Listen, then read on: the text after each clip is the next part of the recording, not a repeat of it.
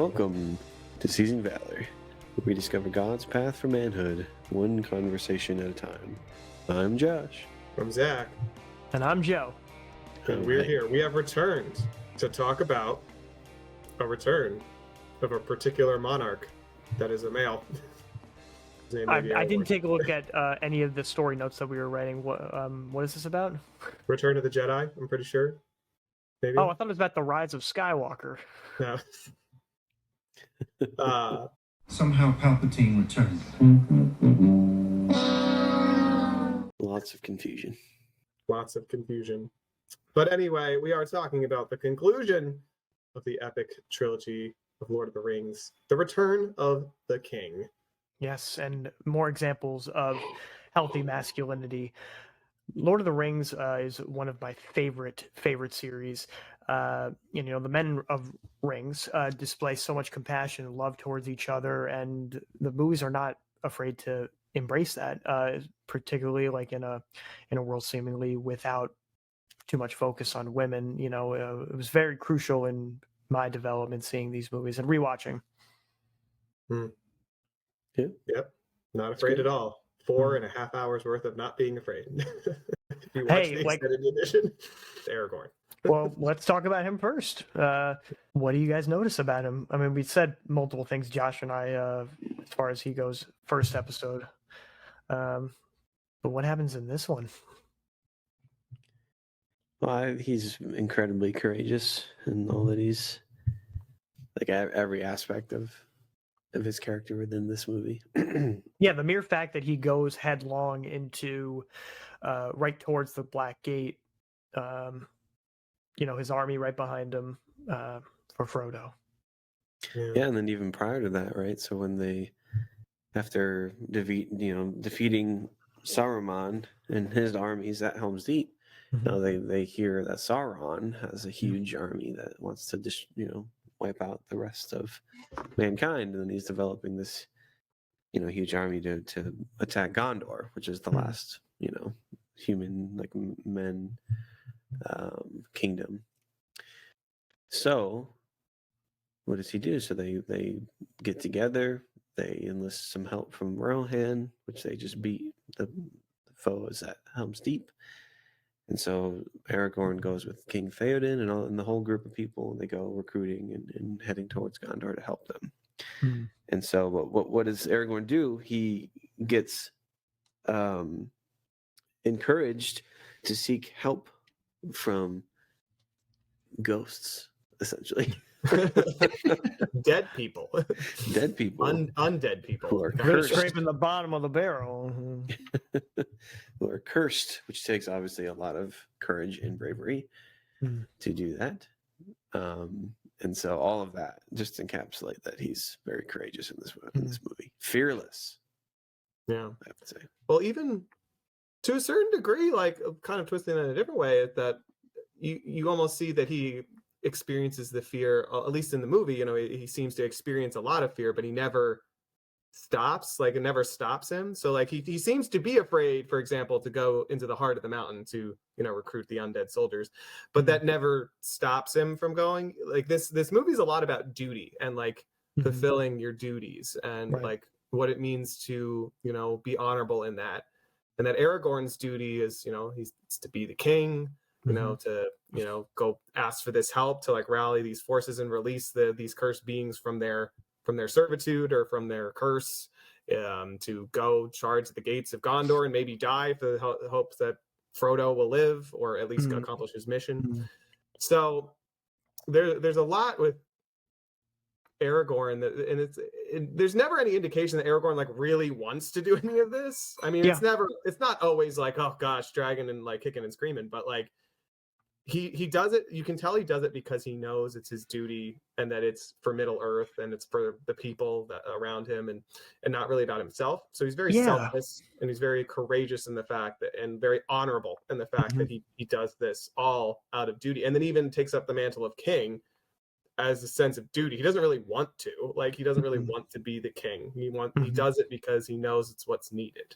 Right. And he knows that he's actually good at it. By the time that Helm's Deep, that battle had happened, he realizes that people are naturally drawn to him. And then by the battle's end, he realized, wow, I'm actually pretty good at this, and which kind of makes it all the more confusing to the people of, or the soldiers of Rohan, when he does leave to go to the Dimhold. Yeah. But Yeah. And even just like the courage in asking for help. So Josh mentioned, like, he goes to ask help of ghosts, but like, even if you cut off the last part and just say he has the courage to ask for help, which is what a lot of us men need a lot of the time. He doesn't say, it's like, nah, we got this. I'm the king. I am the king of legend. No, we got this. He's like, nope, we need help. So we're going to go ask for help from wherever we can find it. And so I think that also takes a lot of courage. So he's very humble in that regard. So, and the only time he kind of makes a big deal out of himself as king is just to like get Sauron's attention, and not really to lord it over other people. He just is like, oh, I'm the king, look at me. So there's a lot of humility then in Aragorn too. Like, it's like really coming into his own in this. So yeah. It's great. Yeah. Another example that came up was love triangle aside from what we talked about last episode.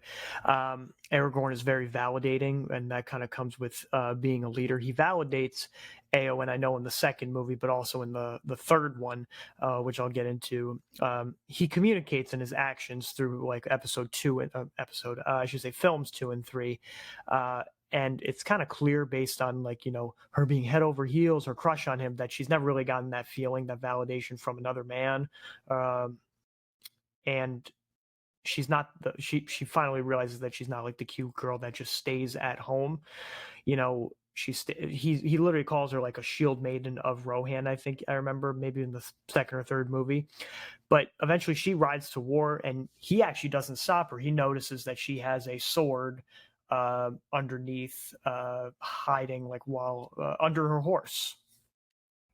You mean under the blankets? The blankets of the horse. Yeah. It's like literally. She stabs the horse. Keep this hidden. It's like trying to picture what that would look like. How's it under the horse? Yeah, so I would say that he's kind of almost like this, like validating her, but encouraging her, but then also just seeing in her that she's a fighter, and that she's a good one, knowing that she'll do something great. And then, without saying like, no, you shouldn't do this, or like whatever it is, it's just like, yeah, you're going to do this and I'm not going to stop you. And I think that's pretty cool. Yeah. It just goes to show that there can be that encouraging, uplifting, positive relationship between men and women, but it be platonic. Like, it doesn't have to be like romantic really in any way. Like, he just, and as you said, Joe, it's because probably, Eowyn never experienced that before in her life, it gets confused for love. And, but he's able to prove that they can just be that way. Like, he can just be a guy that's in her corner, like without having to be her lover. Yeah, totally. Yeah. He's so encouraging that he even at the very end of the movie, when all's said and done, he gives credit to the 4 hobbits, because without them, this journey would not have been a success. The coronation day would not have even happened. All this is because of Frodo and Sam, and by extension, Merry Pippin. Well, I mean, legitimately by Merry and Pippin too, but yeah. Yeah, because they wouldn't have known about the attack had it not been for somebody like Pippin. Well, let's pivot then. Let's pivot to our Hobbit friends and their pivot role in this to movie. Pippin. Maybe not as much Merry, because Merry has kind of a little bit of a minor story in this one. Merry was more about in the second one. I mean, like, he rides off, he fights, even though people think he's too small to fight. But other than that, there's not really much Merry action in this one. But there's a lot of Pippin action. He gets an elephant toppled over him. Well, he does things. Weakens the Witch King. The Witch King, yeah. That's true. Okay, yes, very good point. He's not a man. It allows Eowyn to finish him off. It's true. Because without that, she would have died. She would have been killed by him. Yeah. So. He could not be killed by a man, but he could be killed by a hobbit and a woman together. It's true. So, very true. Someone in those prophecies might want to get like a lawyer in there just to kind of get more specifics and be like very Macbethy. There you go. Pippin. So Pippin really came into his own in this one, because he was always known as kind of like the immature, goofy guy that keeps screwing up and doing stupid things. Dimwit. Very Yeah. like cowardly compared to the rest too. Yeah, fool of a toque. But then, man, is he coming to his own, Mm-hmm. saving Faramir essentially and helping Gandalf with the fight and all kinds of stuff, man. Yeah, in his scenes, he really has room to breathe, especially like when what really hit me was when he sings to Denethor. Mm-hmm. Yeah, Yeah. Yeah. that's powerful. That whole scene is so powerful. Yeah. Because here you have it, like Denethor is feasting, he's eating, right? So it's like lunchtime or dinner time or something. After just sending his last son to go basically just die, to go retake a fortification that they just lost, a Skiliath, and have no hope of reaching. And there's only like the way ridiculously outnumbered. So here you have the scene where he's, the steward, the head honcho, is feasting disgustingly, eating grape tomatoes and chicken and munching and spewing food everywhere. And then Pippin is singing this beautiful song while he's cutting back and forth, seeing Faramir charged to his death. Well, one is in comfort while the other one is sacrificing for a love that he desires. And it's just like, man, that's so powerful. Yeah. It's very sad. There's no anxiety whatsoever about whether his son will come back. So nothing. But yeah, so Pippin he really does come into his own. Yeah, and he has to be. Oh, sorry. Go ahead. No, go ahead. Oh, sorry. I was just gonna say, because we kind of like, he has to be, in order for Pippin to grow, he has to be separated from Merry. Yeah. Like, so that's like, there's a big point in this, because Merry's able to kind of be himself and grow with Pippin there, but Pippin like has a little bit of a dependency that he needs to be split from Merry in order to kind of grow further, and not because their relationship is bad, but because that's just the way he is, I guess. So he learns how to become more independent and a little bit more like stand on his own 2 feet with courage and stuff like that. He grows up a bit, Yeah. Instead of having to rely on Merry for things and for their teaming up, he's able to grow into himself, his self, as an independent hobbit through the tutelage of Gandalf. And in a way, being a knight, a lot of these characters at the very start of the book / movie kind of become what is supposed to be a knight, one who is humble and sacrifices. It's the essence of what a knight is. Yeah. And then can we move on to Sam and Frodo? Oh yeah. Sam and Frodo are. This is like Sam's story, Yeah. So I would argue, and Tolkien has said this later on in his life, after the fame of the books and stuff. He said that looking at the stories, everyone always thinks that Frodo is the main character, but Tolkien said no, it's Sam. Sam the whole time was the main character. He's the hero. He's the hero because he's the hero of the story, and we see that here with Return of the King. As Frodo is kind of losing it, he's getting weaker and weaker and more tempted by the ring. He kind of falls apart a little bit, makes poor decisions. He gets beat up, kidnapped. He gets attacked by the spider and all that stuff. But then Sam, the whole separation between the two of them, I don't think that happens in Return of the King, but it provided something good for the movie. Yeah. No, exactly. But yeah, so when you think about Frodo, like he just kind of like falls apart. He gets beaten, and then at the end, when he's there at Mount Doom with the opportunity to throw the ring into the fire, he says no, and he doesn't do it. And so it's Sam basically who's the one, because he's not really tempted by the ring. He just wants to help Frodo. He wants to get him there, take care of him. He saves him throughout all of these things that happen to him, and in the end, he literally carries him on his shoulders to So he's the friend that, I mean, especially in the movie, it just goes to show that he continues to keep being Frodo's friend, like regardless of all this, Frodo's diminishing like attitude, like his weakness, like being rejected, being sent away, like there's the moment in the movie, at least, where Gollum tricks Frodo into thinking that Sam is the one who's trying to manipulate Frodo, and Frodo sends him away, which Sam does so reluctantly. As a good friend, he reluctantly agrees because he doesn't want to force himself upon him.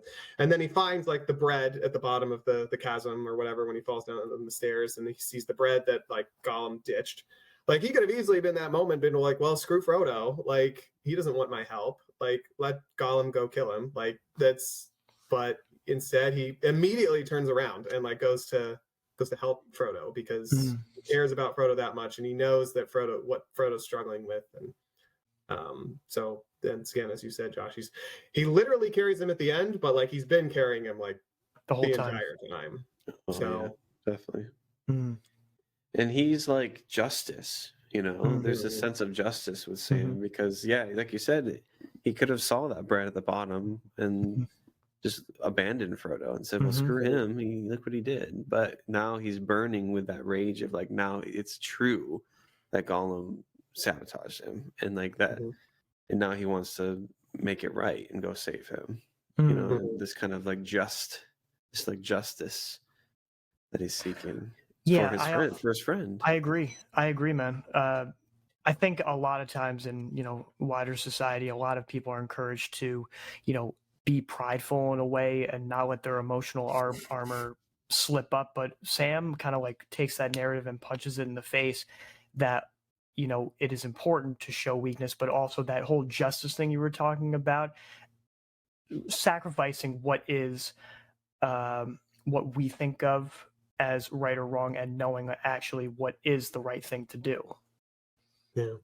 And just forgiveness too. I mean, in the moment where Frodo, there's the whole thing like Frodo casts off Sam and Sam comes back and he like forgives him like instantly. But then even later, after Frodo refuses to give up the ring, Sam doesn't get mad or yell at him or anything. He's just sad. Like he's sad that Frodo is succumbing to this. And and then the whole thing with Gollum happens and the ring does get destroyed. Doesn't get brought up again. Doesn't bring up to Sam like Frodo. It's like, hey, you didn't actually do what you were supposed to do, or like, hey, you gave in. Like, hey, like, wait, what's up with that? Like it immediately gone, forgotten. It's over. Doesn't matter. And they're still the very best of friends. And so just that idea of forgiveness, I suppose, is I think is really important to Sam too.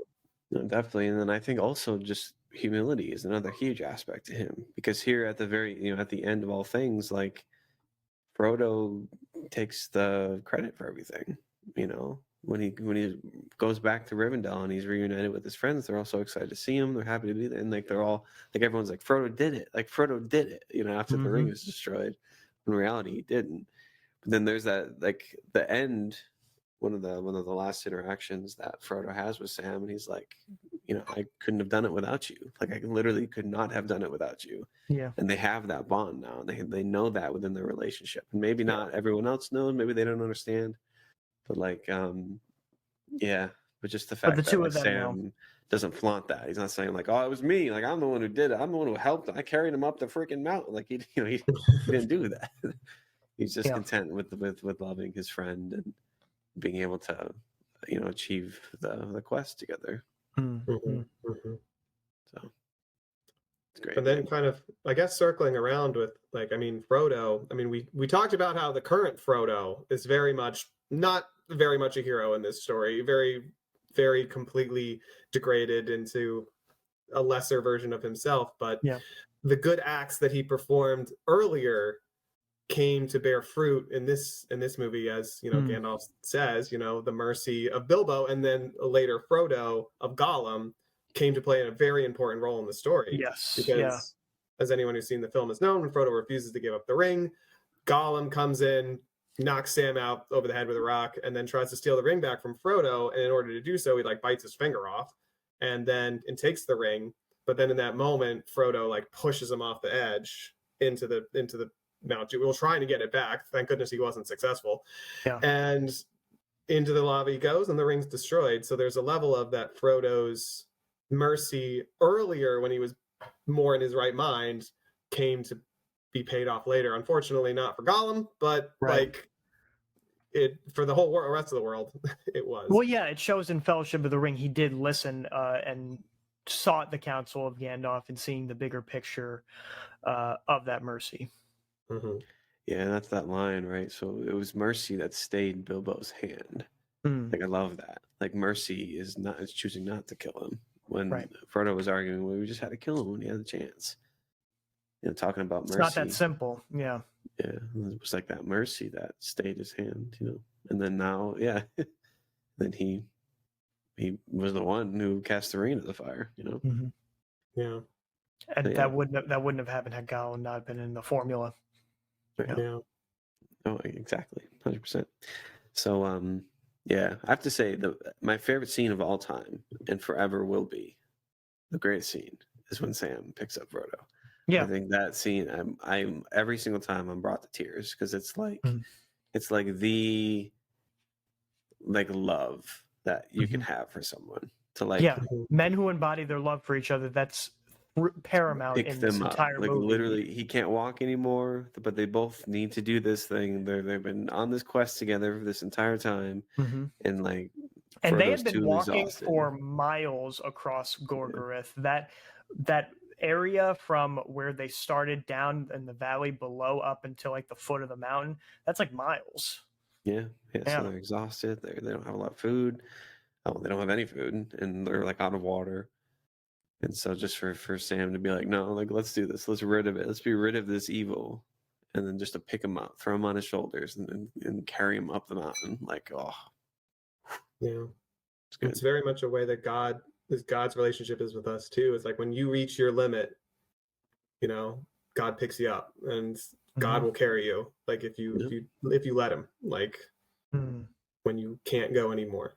So I think that's also redemptive in a way, No, it is because Frodo was like, he was okay with it, like he accepted it. Because he could have been like, no, man, like let's just lay here and die. Let's die. Yeah. Yeah. But instead he like willed it. Like, okay, I accept. Yeah. And so it's same with us, we gotta accept that loving embrace and the Lord's desire to carry us in the hard times. Yeah. Oh man, it's the perfect story. It's the perfect scene. It's the perfect scene, Josh. Thank you for bringing that up. There's no arguments. This is the perfect story. I think I might watch that scene after we talk today. Yeah, you should put it in here if we can. It's such a good scene. I'll for sure do it. Yeah. So that's the story. Yeah, there's so many great moments of emotional there's so many emotional moments that the movie gives enough weight and attention to. Like when Sam and Frodo, it's assumed by everybody else when they're celebrating, then the volcano bursts, everyone assumes that they are dead. Pippin, for example, Gimli, it shows a lot of emotion and catharsis in a way that it shows the tears streaming down their face for their friend that they were hoping to see, that they fought for, whether in anguish or joy. You see emotion in this movie, all of them. It's perfect. I mean, and then for me, the epilogue, like the very end of the story, always gets me. Like the idea, and I know when I was younger, it really just got to me, is that like Frodo, like the fact that Frodo has to leave because Frodo can't move on. Like this idea is that Frodo has been so damaged by this, like he had to do it. Like he had to do it. In a lot of ways, he gave his life in that sense. Like his life is he can't go back to the way things were. Like he is like this thing just ripped him apart, and his only relief is to sail into the undying lands. But just that part is what made me sad. This part that like Frodo had been so damaged. I mean, it saddens me also when they have to say goodbye to him. Right. But the fact that he is in this state, and that we didn't die. He kind of like died to his former self in order to get this done. And he almost died. He almost took on all of that in a way to allow someone like Sam to continue to live his life the way that's normal, and to continue to have a normal life where he has the wife and the kids, and he can go back to the old way it was. So I mean, there's like solace in that. But I mean, I know I always remember that always just got me. Well, the death of who we were before the journey happens is a classic example of the hero's journey, coming back to the known world. Joseph Campbell coming back to the known world, and you're not the same person clearly that you were before. But Lord of the Rings kind of elevates that and makes it as if like he has to move on to a whole different realm because this isn't the place for him anymore. And I think that's a powerful lesson for a lot of men, that like it's important like to not be static in the place that you were before, and growth and not being the same person that you were even a year ago. Yeah, definitely. I think going back to what you're saying, Zach, like the very last, like the last page in the Return of the King is like that moment when Sam goes back home. Mm-hmm. And I think for a lot of people who read the books, like that's the point where like the waterworks start flowing. It's like after the realization of like, it's because it's like so beautiful how you have this this crazy story of all of these things happening, and evil in the world gets abolished and like all this stuff, you know. But then you go home and there's a fire in the fireplace. There's dinner on the table. You got your children on your lap. Your wife comes up, and then you just like sit and you're like, I'm home. I'm home. Like I'm back. You know? And like that's what it's all for. That's what it's all about. It's for this, for that moment. The entire quest, the entire everything is for family. Is to preserve life and beauty and goodness and truth and innocence, all right there. And so that's what we're all made for. You know, the beauty of this life and family, and yeah, it's good stuff. That's really well said, man. Yeah, it's not about the fight itself; it's about what you're fighting for. 100%. There we go. If you haven't watched the movies or if you haven't read the books, do it. Do it now. Right now. Don't stop till you're done. Yeah. Quit your job or just call off a little bit. Call off for a day. And watch the extended editions back to back. Yeah, it's only 9 hours. I thought it was more than that. But it was like 12 hours. Just downplaying it. Yeah, it's a little more than that. But you won't regret it. And anybody who's watching, watch the extended editions. There's lots of good stuff in there that you don't really know you're missing unless you watch it. So yeah. Check it out. Well, I'd say this. I'd say watch the originals, like the regular cut, the theatrical cuts. And then once you have that love and appreciation for it, then watch the extended. And then it's like, oh, this is even better. Yeah. Good point. Good recommendation. Let's talk about the sagas of each of our lives for the past week or so. Who wants to go first? I can go first. Did a lot of training and for the new job. And today was my first day of on-the-job training, which went fantastic. And I'm really going to like it. I'm really happy about it. So I had a good trainer today, and I did some driving. We did mounted curbside delivery, which is just typical, just driving in the truck and you're delivering mail. And it was good. And tomorrow I'm going to do walking delivery just to get more training in that department. And so it was good. Yeah, it was like my first official day of just doing it with all the stuff that I've been learning the past couple of weeks through all the just sit down instruction. I'm actually out there doing it, and I really enjoy it. And so far, I've come across some good people, and I'm kind of happy to be outside. I mean, today the weather was really bad by us today, but got a lot of snow and it was kind of cold. But I was by the water, which was really cool. We had like a 10-minute break after doing one of our loops, and he was like, my instructor was like, we're gonna take just like a 10-minute break at the end of this road. And I was like, all right. And so we pulled up, and it's like literally like on the beach, and I'm just like looking out at the water, and I was just like, this is pretty good. I'm pretty happy about this. Not a bad break room. Yeah.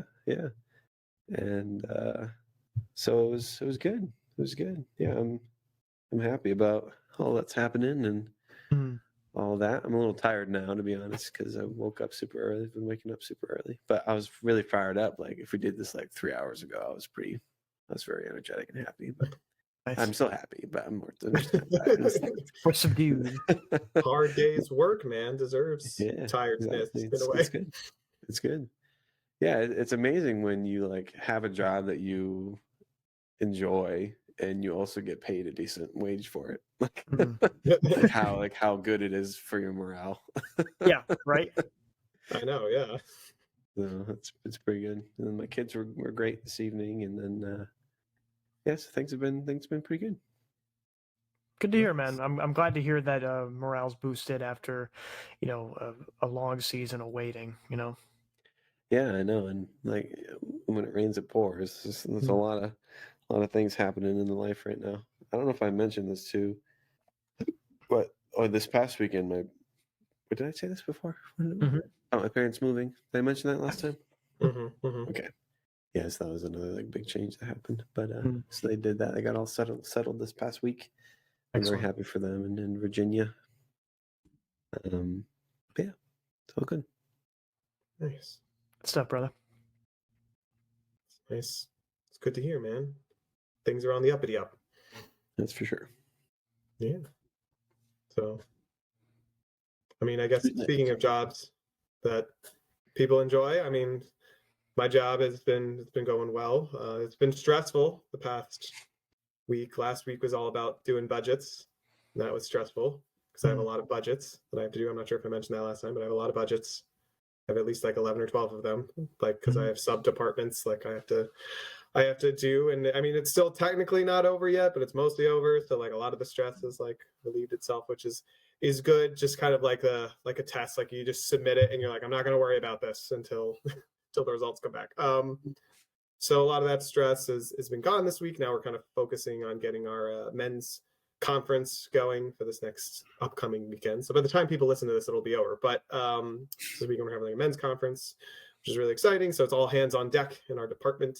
I will be the MC at this event. So I will be the face of the conference. Hopefully people won't be annoyed by me by the end. Nonsense. So, yeah, well, we'll see. So I'm excited. I'm excited to contribute in that way. I mean, I love being in front of a microphone, as anybody probably who listens to this knows. Sometimes maybe too much. And so I'm excited. I'm excited about that. So we're getting all of that situated. This weekend was nice and kind of subdued for once for me, which was fantastic. I've had a lot of busy weekends. Not stressful busy, but just like doing lots of stuff. So having a weekend where it was not a whole lot going on was great. My mother came up. I got to see her for the first time in a while. We had lunch together, which was really nice. We had a young adult event. We went to do an escape room, which is always fun. Nothing like packing 6 or 7 people into a small room and locking them in and telling them to get out. It was fun though. It was fun. It was very challenging. But we did manage to get out with like 3 minutes to spare and maybe like 7 hints or something like that. But we don't worry about that. We don't worry about that part. So that was fun. And we went out to eat afterwards. That was a blast. And then Sunday, like I had some stuff on the docket, but just decided that I was gonna keep it chill. I went to mass and then, first I missed the mass I was going to go to because of daylight savings time. And I totally forgot. And I was like, all right. 9:30, time to get ready for 10 o'clock mass. Oh, it's actually 10:30. Whoops. So I had to go to a later mass. But that turned out being okay because then I ran into a former coworker of mine, someone who used to be at our department. I ran into him and his family, and then I got to talk to him, which was really nice. And he was there for the same reason. They missed their normal mass. So like it was a good providential like moment. Just good to just to see him and hang out with him and for a little bit. And other than that, just like chill, talk to some friends like on the phone and stuff. So it was like really good. And then today continuing with sign language courses, which is going really well. I'm really happy about it. I'm really having fun, having a good time. Me and my coworker, as we're learning, it's a good group, it's a good class.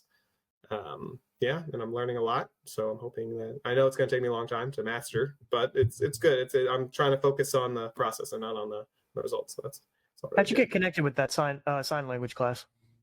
It's just at our intermediary unit, like our city intermediate unit. Like, so it's like just the education department for the city, just offers them. So, I mean, my one coworker, she's the director for Life and Dignity, which includes disability ministry. So she's learning it for her ministry. But I also kind of like threw my hat in there, saying like I want to learn too. I mean, it helps to be connected with the youth of the deaf community, but also at the same time, it also helps her because there's someone like practice with. We practice like almost every day, like in the office, and helps us learn better. And so yeah, just and something I've always wanted to learn. So it's just it's exciting to be able to do that. But yeah, so overall, it's been pretty good. Great, sweet, very good. Go, Joe.